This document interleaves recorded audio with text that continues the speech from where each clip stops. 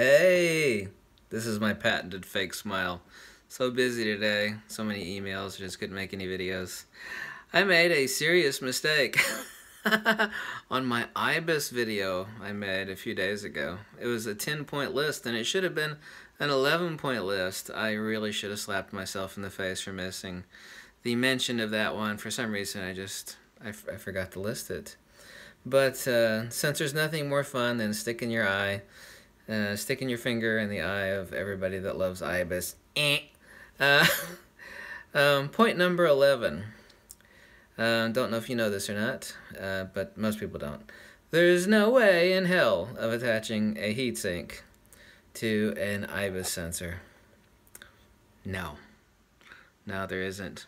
You see, usually it's depending on the camera, and I've taken a lot of cameras apart.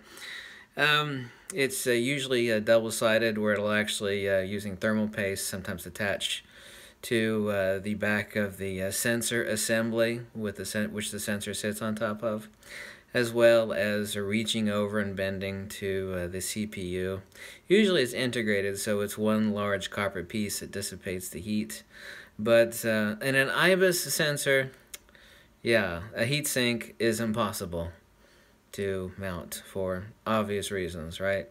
Yeah, you just imagine like the CPU sensor in your PC computer vibrated and moved around, which of course it doesn't. And it's like, how are you going to attach a heatsink to that? Well, you can't.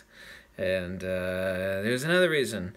Actually, the electromagnetic field that holds the sensor in place when it is not on, since the IBIS sensor is never locked into place like locking the brakes on your car, it is only turned off. There's no locking mechanism in an IBIS sensor mechanism.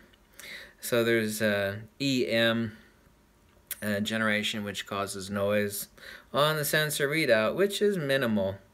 But heat dissipation is impossible on an IBIS sensor because there's no way of attaching a heatsink.